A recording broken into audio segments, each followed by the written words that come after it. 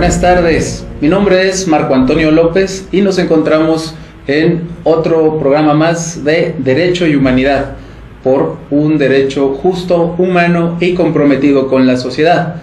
El día de hoy estaremos dialogando sobre uno de los temas más importantes quizá en el derecho mexicano, que es el derecho de familia, el derecho familiar. Y estaremos dialogando ese tema con una de nuestras docentes y catedráticas del Instituto Mexicano de Estudios Superiores y de Posgrado, que es experta en el tema de derecho de familia. Tengo el agrado de compartir la mesa del día de hoy con la maestra Olivia Ledesma. Muchas gracias. Mi querida maestra, buenas tardes. Buenas tardes a toda usted y a todas las personas que nos ven. A todas las personas que nos ven del otro lado. Y nos escuchan. Y además la maestra Olivia Ledesma no viene sola el día de hoy, viene acompañada de su familia precisamente. Y tenemos el gusto de que nos acompaña tu hija, ¿verdad, maestra? Bessie, se llama Bessie. Y pues precisamente hablando sobre el tema de derecho de familia, pues creo que es muy oportuno y pertinente que nos acompañe tu hija aquí en el programa. Y bueno, pues estaremos platicando y seguramente nos dirá cosas muy interesantes. Claro que sí, porque formamos una parte de los tipos de familia que existen actualmente en la sociedad. Claro. Básicamente me gustaría que el auditorio que nos escucha pudiera conocerte, mi querida maestra Olivia Ledesma.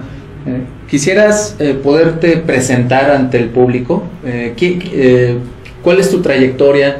El público debe de saber que todos nuestros invitados son gente experta en su tema, y la maestra Olivia Ledesma es experta en derecho familiar, y por ende, pues las cátedras que ha dado en el Instituto Mexicano de Estudios Superiores y de Posgrado, pues tienen que ver con ese tópico, y eso es algo muy positivo.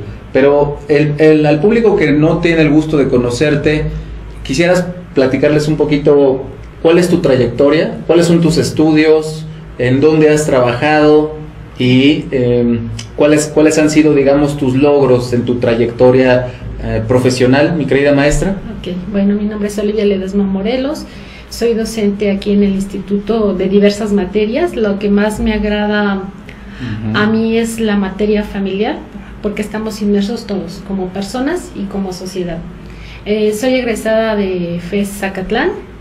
En cuanto a licenciatura, tengo una especialidad en Derecho Fiscal en la UNAM, tengo una maestría en la Universidad actualmente Tepantlato en materia familiar, y acabo de terminar una especialidad hace 15 días en materia familiar, precisamente para actualizarme de todos los cambios como sociedad que vamos sufriendo y evolucionando. Mi trayectoria pues es muy sencilla. He tenido diversos trabajos en instituciones de gobierno, tales como Juzgado de Distrito en el Estado de México, Tribunal Unitario de Circuito, la Secretaría de Hacienda dando asesoría fiscal, fui Ministerio Público, Procuraduría General de Justicia de Ciudad de México en la actualidad. Trabajé en la Suprema Corte de Justicia de la Nación en el área de recursos humanos. Actualmente laboro en el Tribunal Superior de Justicia en un área que se llama Anales de Jurisprudencia y Boletín Judicial. En este lugar revisamos sentencias que se publican en la revista de Anales de Jurisprudencia. Me invitaron a participar, aparte estoy trabajando en un sindicato, entonces aprendemos un poquito de aquí, un poquito de allá, en la defensa de los trabajadores. Pues es muy pequeño mi historial académico y laboral. Pues sin duda es una trayectoria notable, mi querida maestra Olivia Ledesma, que ha sido pues claramente compartida con el público que nos escucha, y además los alumnos y alumnas que tienes pues siempre se han beneficiado de todo este conocimiento que tienes, que creo que es muy vasto, y me da mucho gusto escuchar cómo tienes experiencias en otras materias, pero que finalmente pues todo ha convergido en el tema familiar. Así es. Antes de que iniciemos entonces a hablar de los temas sobre derecho familiar, que afortunadamente pues tú eres la experta en el tema y nos vas a compartir varias cosas positivas, quisiera que el público te conociera todavía más, que conociera esa parte humana de ti. ¿Quién es Olivia Ledesma? ¿Qué te gusta hacer en tu tiempo libre? ¿Cuáles son tus hobbies? ¿Qué es lo que acostumbras a hacer? ¿Qué libros te gustan leer? Si quieres compartirle al público algo de ti.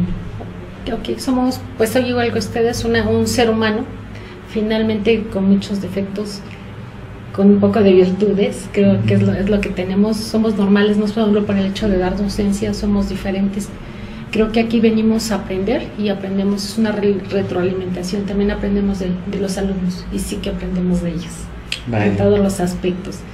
Soy la mayor de mis hermanos, mis papás afortunadamente viven, tengo a mi menor, que es parte importante de mi familia, y creo que nosotros somos quienes damos la pauta para que las generaciones que vienen, o nuestros propios hijos, quienes tenemos hijos, que aquí la gran mayoría venimos a estudiar desde jóvenes hasta gente de edad, por eso yo creo que se caracteriza ahí un poco. Vaya, ¿es hija única? Es hija única.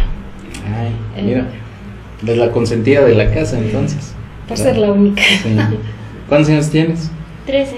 Ah, ya es casi una adolescente ya. Los cumplí hace una semana. Ay, qué bueno, qué bueno. Y cuéntanos, mi querida maestra Olivia Ledesma, ¿cómo fue que llegas al derecho familiar? O sea, ¿cómo es que esa materia entra en tu vida? Platícanos. Desde la licenciatura a mí me agradó mucho lo que es materia familiar. No tuve oportunidad de ingresar a un juzgado donde se llevara a cabo la materia familiar o se aplicara.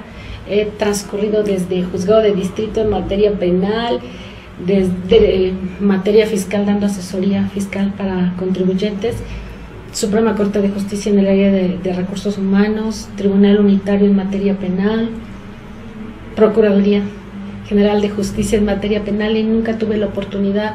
A partir de 2008, por medio de un panfleto, nos invitan a conocer lo que es la maestría en materia familiar, y por medio de eso voy a la universidad donde estudié y tuve la oportunidad de conocer a magistrados, a jueces del Tribunal Superior de Justicia que imparten ahí la cátedra en derecho familiar. En derecho familiar, así es, y de ahí el conocimiento, el gusto por esa materia, porque todos estamos inmersos de una u otra manera, provenimos de una familia. Así es, prácticamente la familia sigue siendo el núcleo de la sociedad. Creo que ese concepto no ha cambiado, y además pues el derecho tiene el deber de proteger esa base social. Para ti, ¿qué sería la familia? ¿Cómo podrías definirnos la familia para la gente que te está siguiendo, te está escuchando en este momento? Ok, la familia, traje unas pequeñas notas así sí, de manera general, muy sencillas. Es una institución jurídica, primero como institución, conformada por un grupo de personas que descienden unas de otras por medio de lo que es filiación. Parte importante de nuestro Código Civil nos habla de parentesco, nos habla de matrimonio y de concubinato. Para mí no, es desde filiación.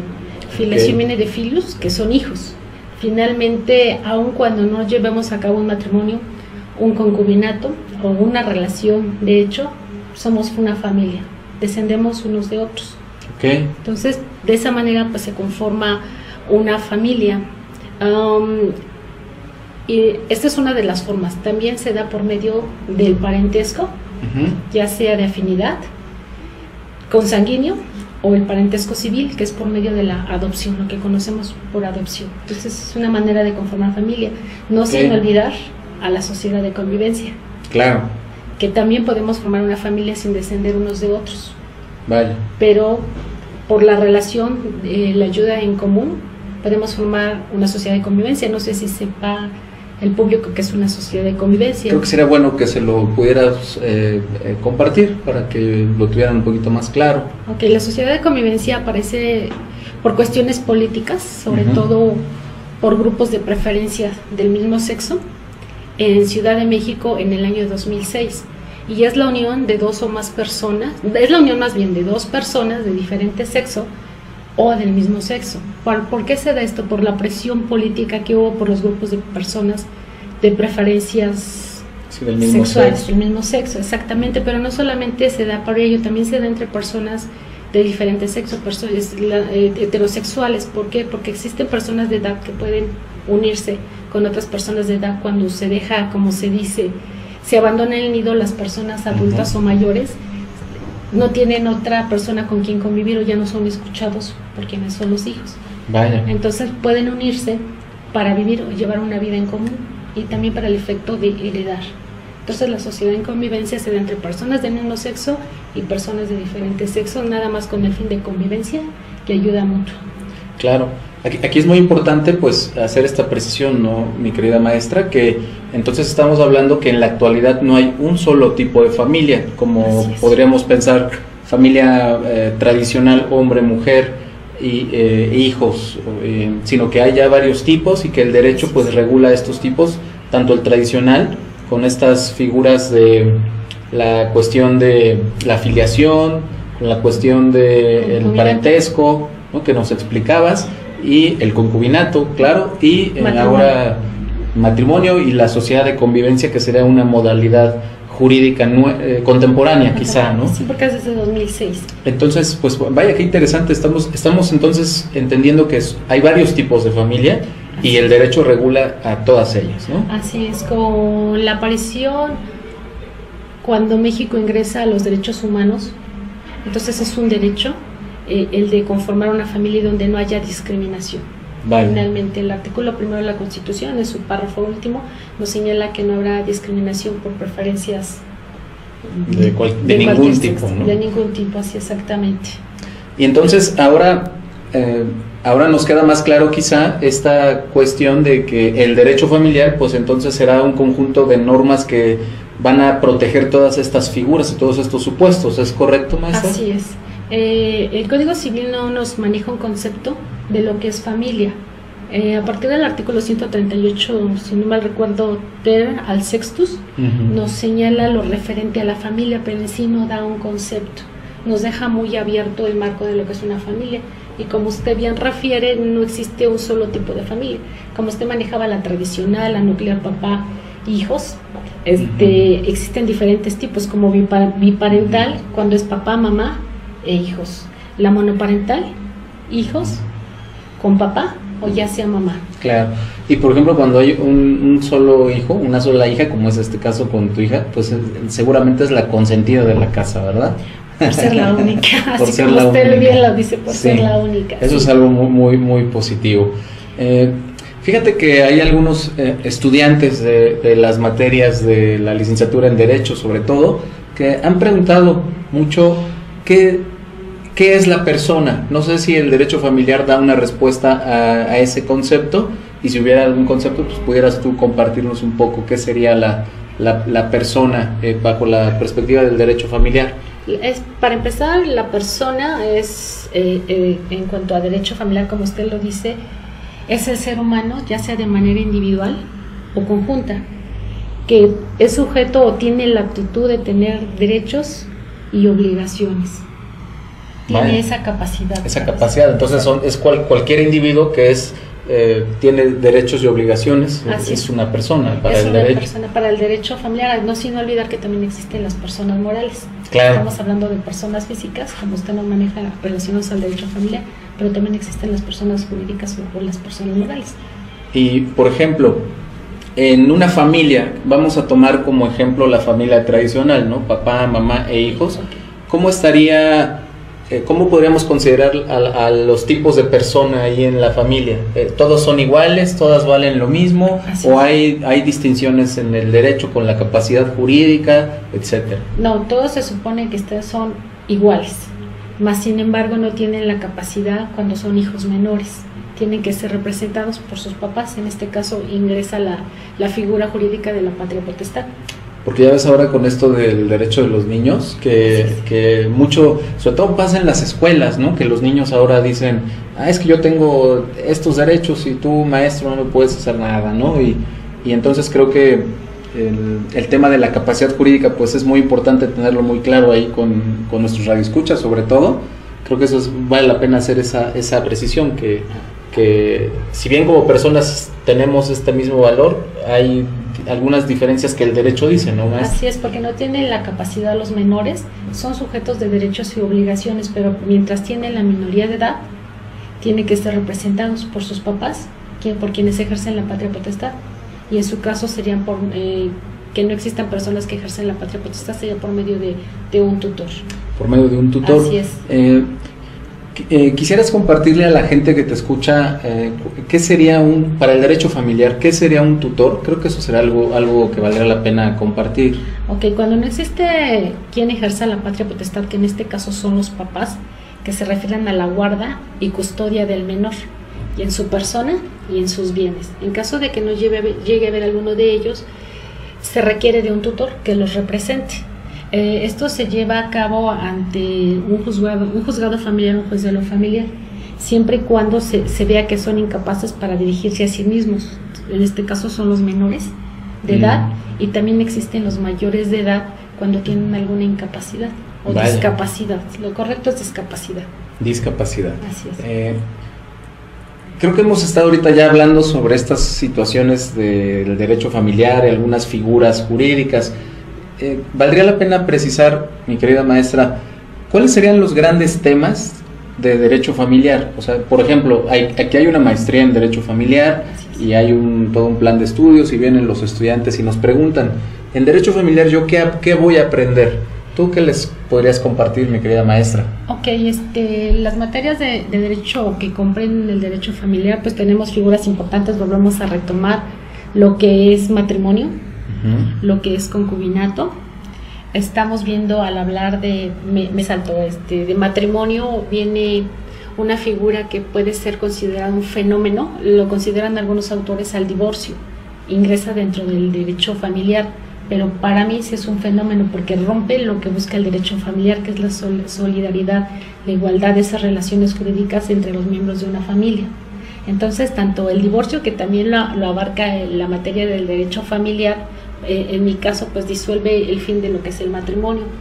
Y para mí es un fenómeno que va más allá de lo que es el derecho familiar, o no debe de estar encuadrado en el derecho familiar. Otra parte también es lo que es violencia familiar. Refiriéndome al divorcio, la violencia familiar también saldría de lo que es derecho familiar, más sin embargo nuestro Código Civil de Ciudad de México lo contempla. Otra figura también sería pues concubinato, que es la unión de dos personas, igual que el matrimonio, sin señalar de qué sexo, porque ahora el matrimonio son personas, anteriormente decía un hombre y una mujer, actualmente nada más es la unión de dos o más personas, bajo que puedan ayudarse mutuamente, finalmente. Sí.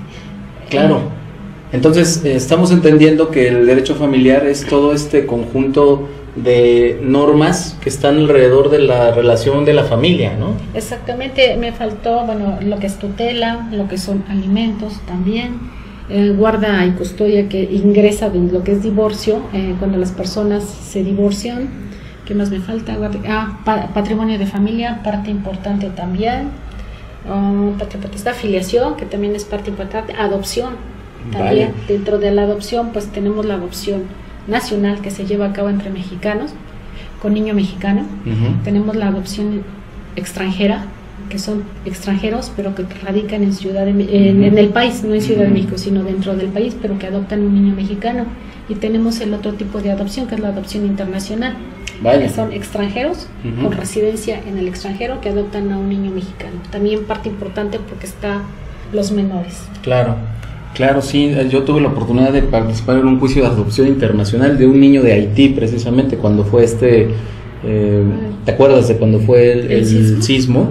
Y son procesos bastante complejos, pero casi todos estos temas nos darían para tener que hacer otro programa, porque son muchos los temas y me parece que todos muy interesantes, ¿no? Muy amplios, interesantes, y es la realidad que nosotros vivimos, ¿no? Aspectos políticos, sociales y jurídicos que nos afectan como sociedad.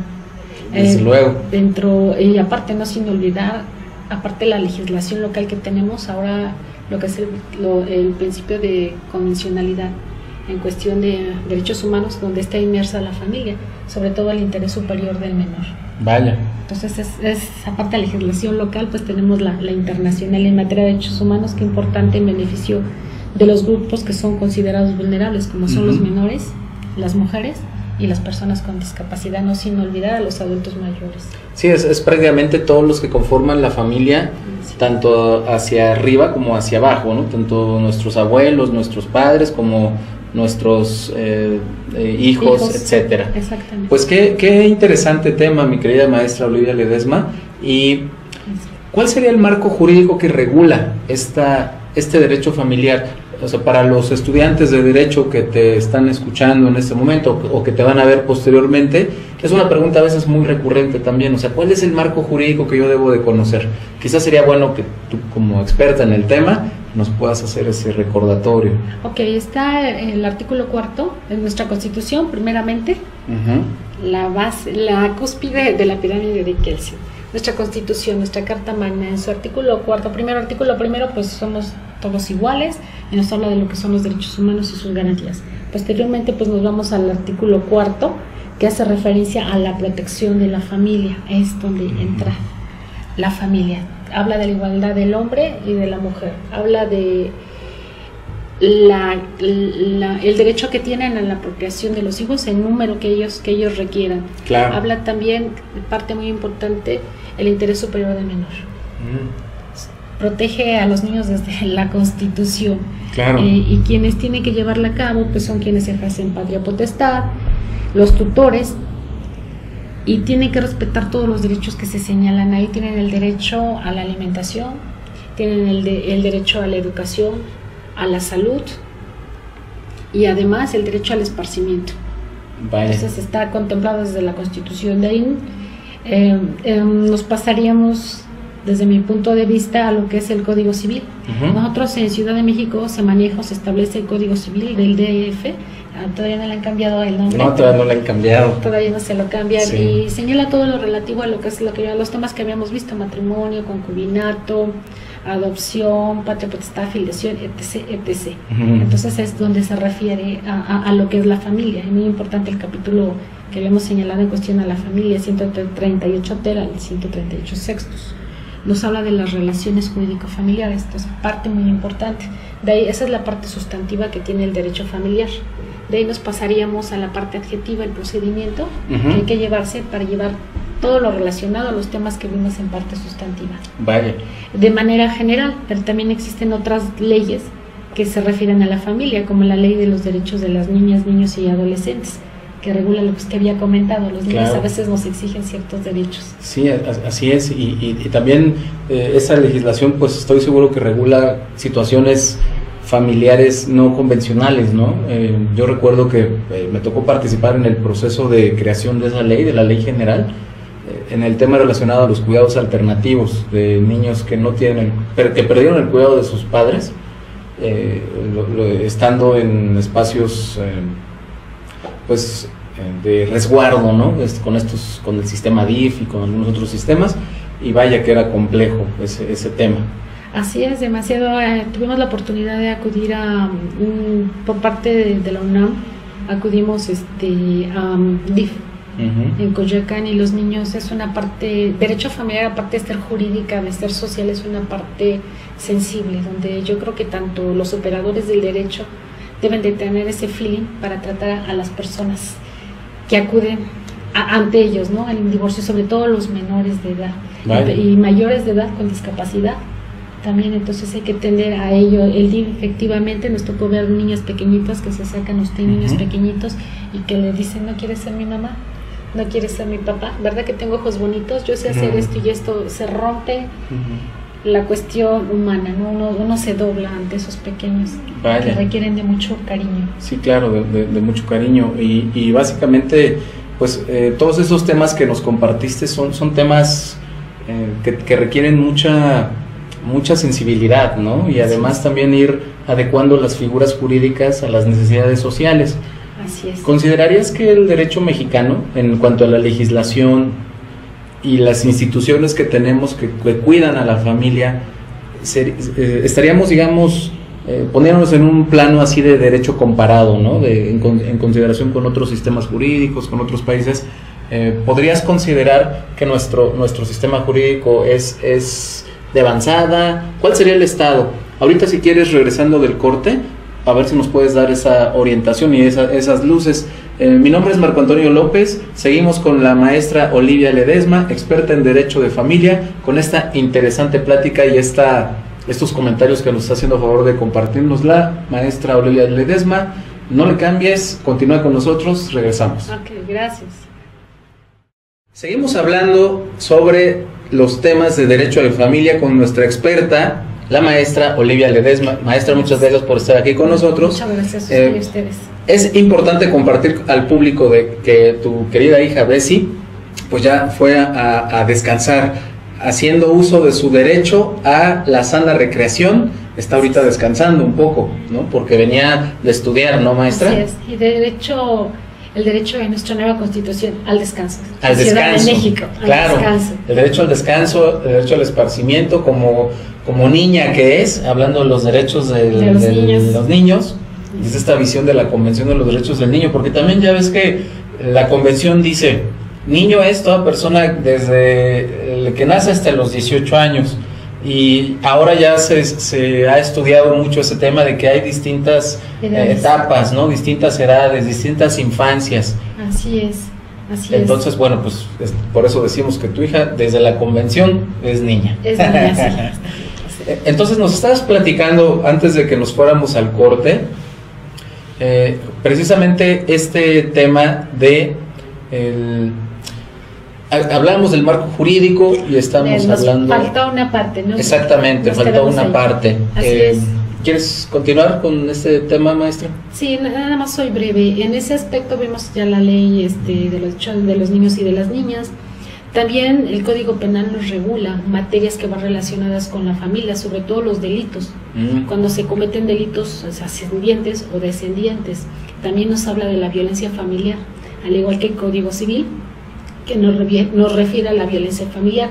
En cuanto al Código Civil, se me hace parte muy importante la figura dentro de violencia familiar, lo que se considera violencia familiar, la alienación parental. Vaya, un tema de mucha vanguardia, ¿no? Ahorita, muy actual. Así es, porque los papás en un divorcio, de una parte tratan de poner en contra, ya sea hacia la otra parte, sea mamá o sea papá. Entonces, finalmente, quienes sufren ese daño son los menores. Claro. Por beneficio en cuanto a un papá, a otro papá, ¿no? Para señalar quién es el malo y quién es el bueno. Pero en una relación finalmente es muy desgastante, precisamente ahí el divorcio ahora sin causa o incausado y quitar las causales. Por ser más rápido, se supone, en la exposición de motivos que iba a sufrir menos los menores y la pareja. Vaya, pues vaya. Pues creo que justo este tema de la alienación parental es un tema que los alumnos también preguntan mucho, ¿no?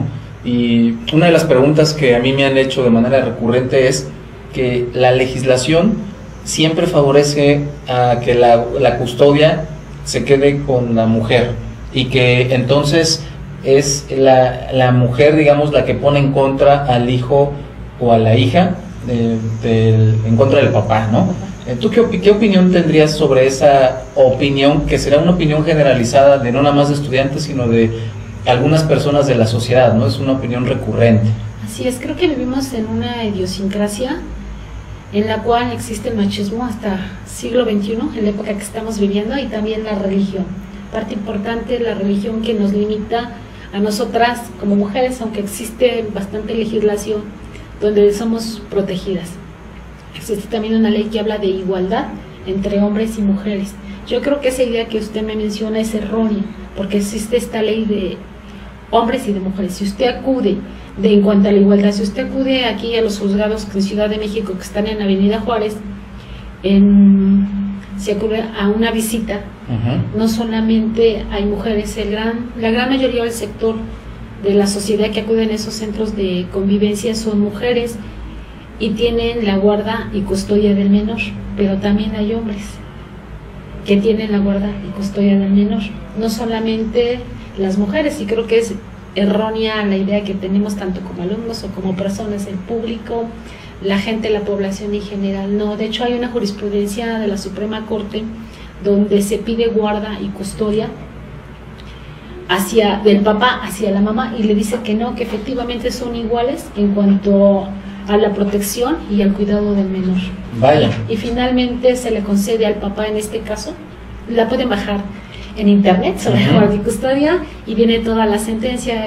La persona, el papá, es quien tiene guardia y custodia de los menores, le quitan a la mamá guardia y custodia.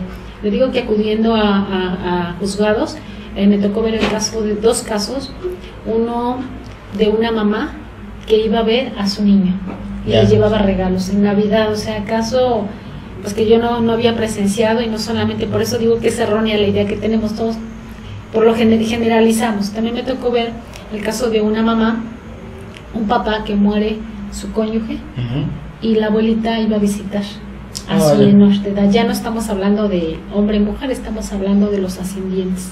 Y iba a ver a su pequeño, y qué triste, porque a veces el señor acudía y no acudía a las visitas.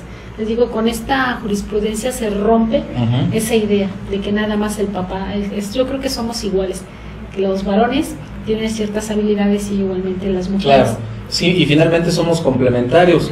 Y qué importante es lo que tú nos dices y nos aclaras en el aspecto de que pues no hay un favoritismo por género, sino que lo que requerimos entonces confiar en la ley, y que los estudiantes de derecho, las personas que representan legalmente, pues se preparen, y entonces que sea el derecho el que pueda definir quién tiene la guardia y custodia, quién tiene la tutela, quién tiene el cuidado, ¿no? Así es una ponderación que hace la autoridad, que hacen los jueces, en relación a quién está mejor capacitado para llevar a cabo o tener la guardia y custodia de los menores. Sí, finalmente pues eso es importante, pedirle entonces a la sociedad que estas creencias generalizadas las dejemos a un lado, vayamos con el experto, la experta, así como tú, en derecho familiar, y que confiemos entonces en la legislación, ¿no? Así es. De hecho hay en derechos humanos hay una sentencia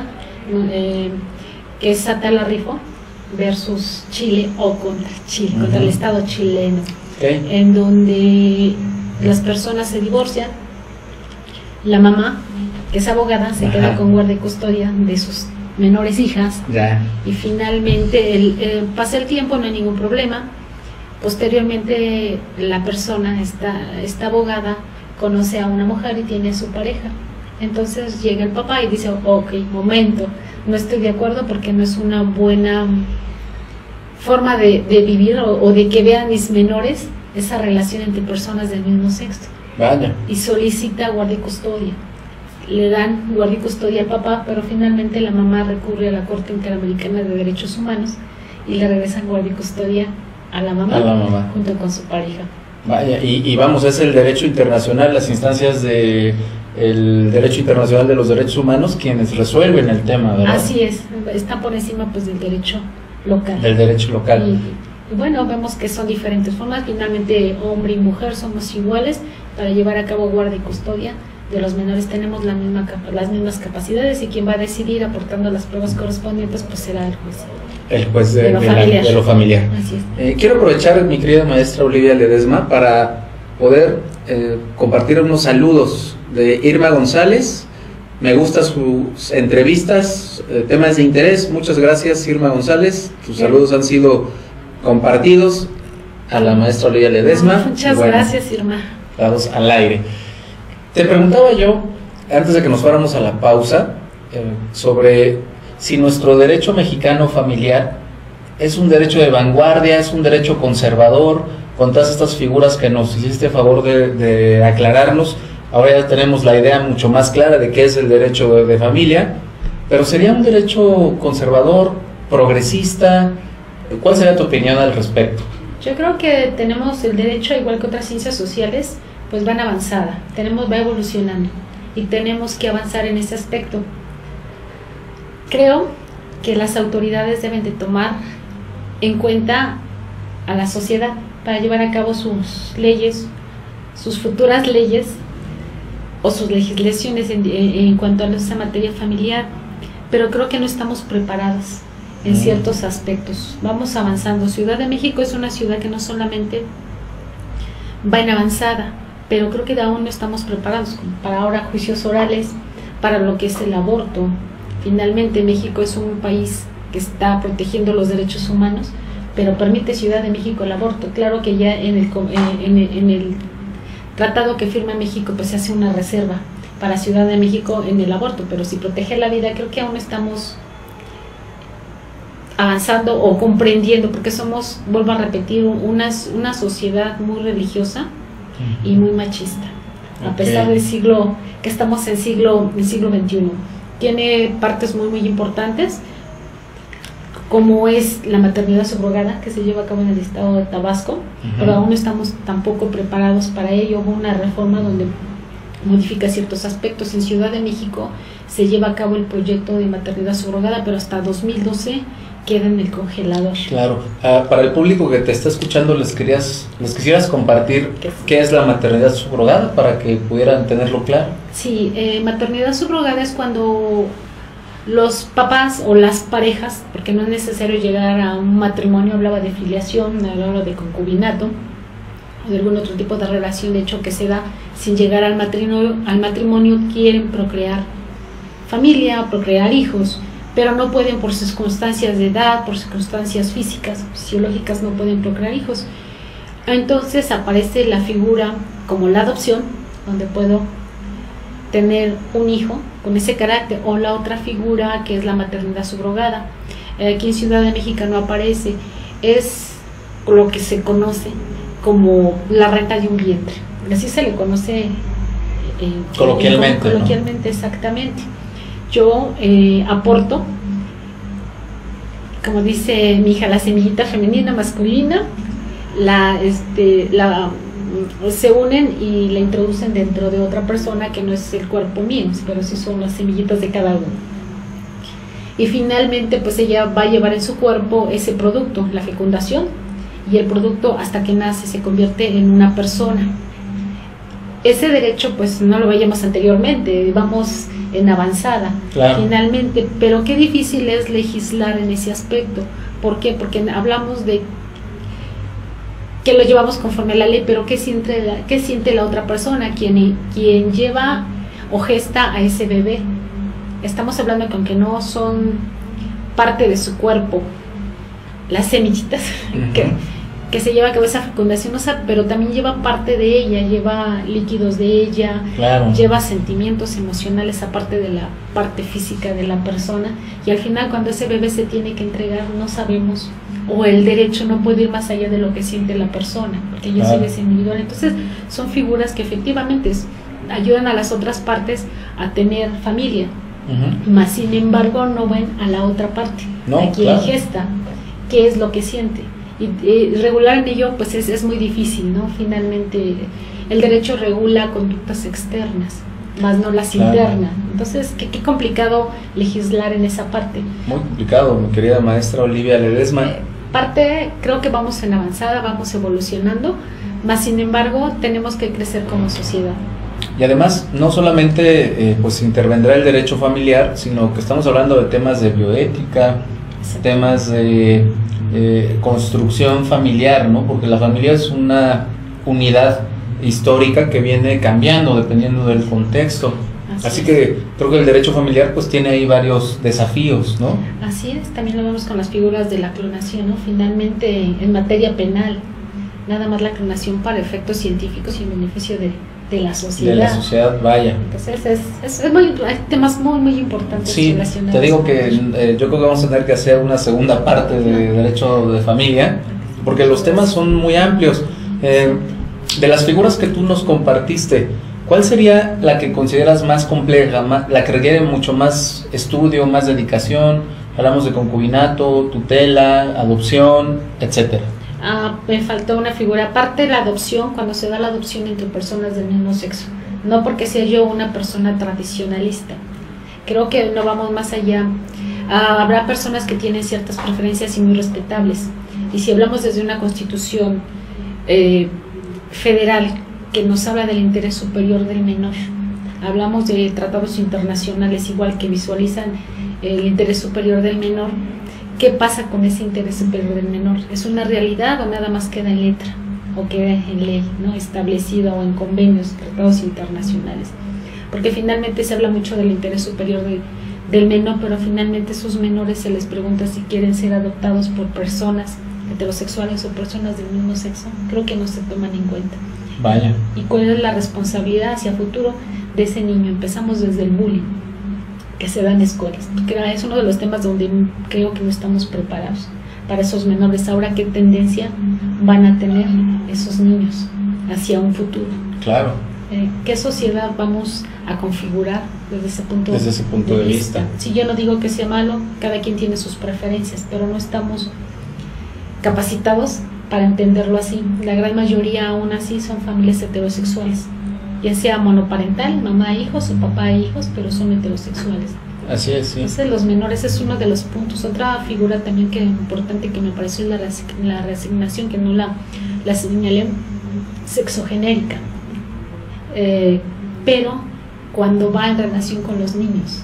Vaya, que sería bueno para el público que te escucha, reasignación sexogenérica sería... El cambio de género, digamos, porque no de sexo.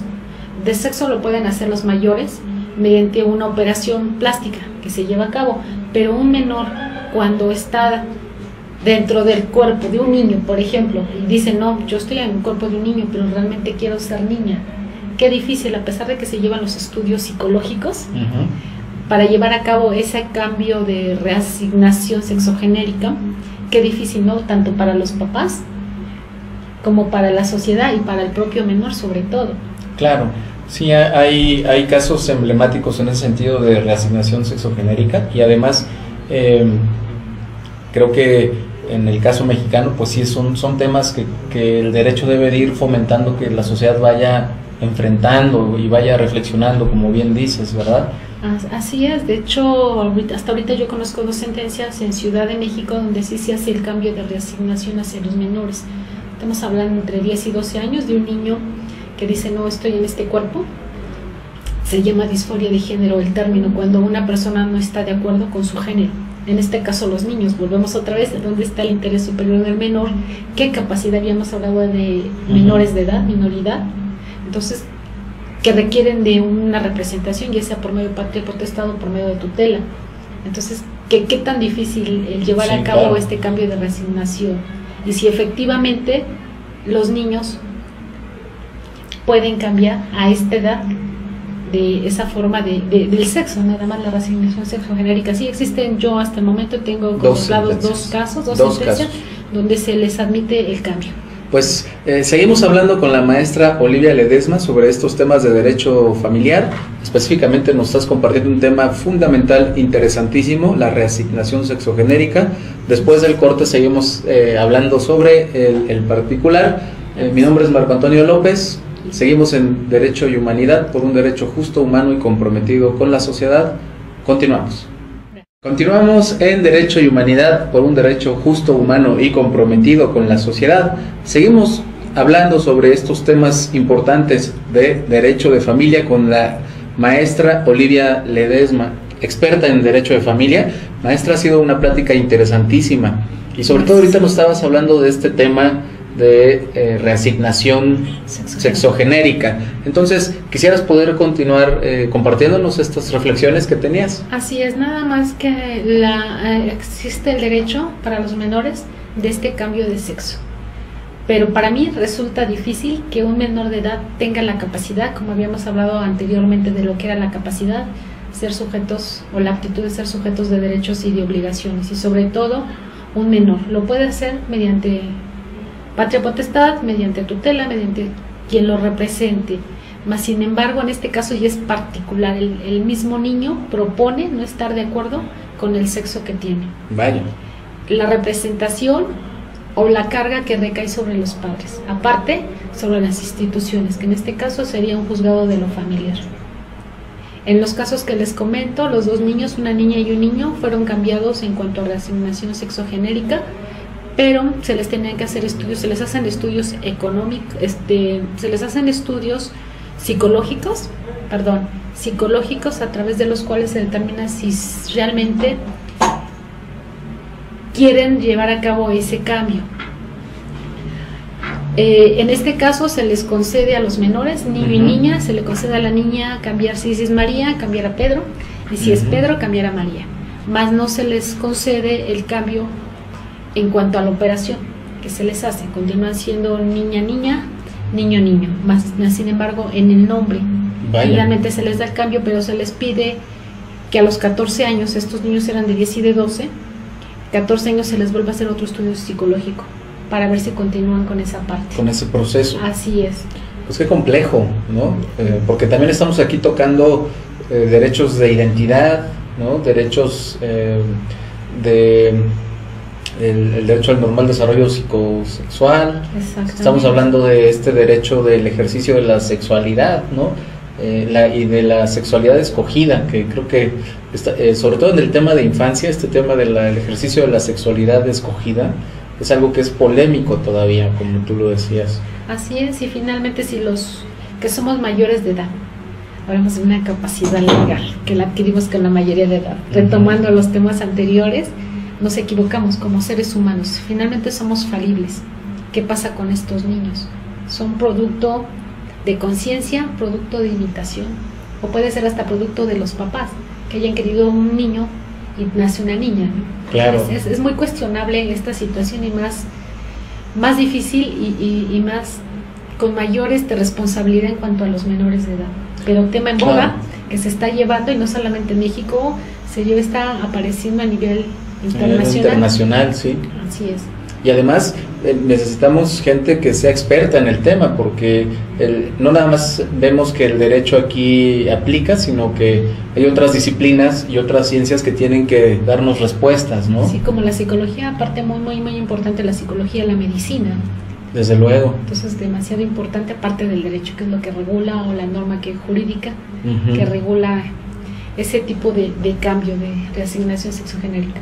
Ahorita me hiciste recordar que también recientemente aquí en el tema del Código Civil hubo una reforma en donde ya cuando vas a registrar a tu niño o a tu niña puedes invertir los apellidos, ya no necesariamente se usa el apellido del papá y luego el de la mamá, sino que las parejas pueden optar, ¿no? Y decir, bueno, queremos el apellido de la mamá o el del papá después. Así o es. Incluso pueden ser apellidos compuestos, ¿no? Que se pueden hacer compuestos.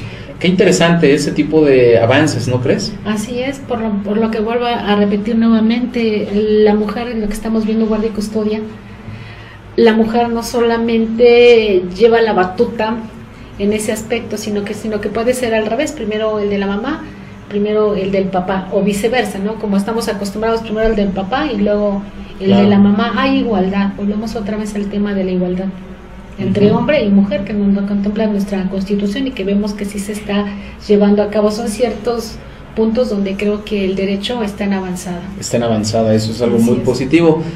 Para los alumnos que te vieron el día de hoy, para los estudiantes de Derecho, de Trabajo Social, de Psicología o a la comunidad en general, les quisieras compartir qué materias estás dando aquí en el Instituto Mexicano de Estudios Superiores y de Posgrado, en dónde te podrían encontrar para que te vayan ubicando en nuestra comunidad. Ok, estoy ahorita dando introducción al estudio de Derecho con chicos del primer semestre, los días lunes a las 5 de la tarde.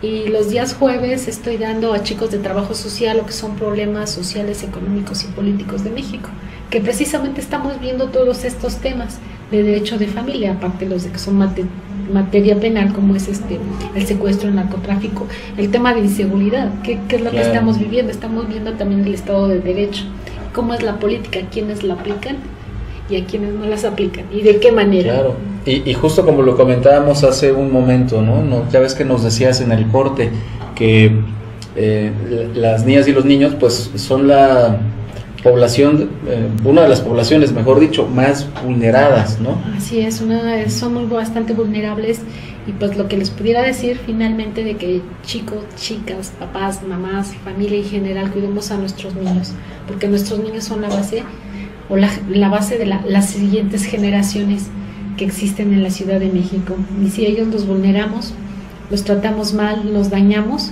¿qué sociedad vamos a tener? De por sí la estamos viviendo, una sociedad que viene en perjuicio de nosotros mismos, tanto desde nuestra familia, también el ambiente, cómo lo estamos dañando, lastimando, todo ello repercute en nosotros como seres humanos y como familia. Son muchos puntos. Muchos puntos, mi querida maestra Olivia Ledesma. Para los que somos padres, así como tú, también tu consejo nos hace llevarnos una reflexión importante, ¿no? Trabajar por un mundo mejor para nuestros hijos y pues definitivamente el derecho de familia pues nos ayuda a ello. Precisamente por eso el Instituto Mexicano de Estudios Superiores y de Posgrado pues tiene una maestría específica en Derecho Familiar.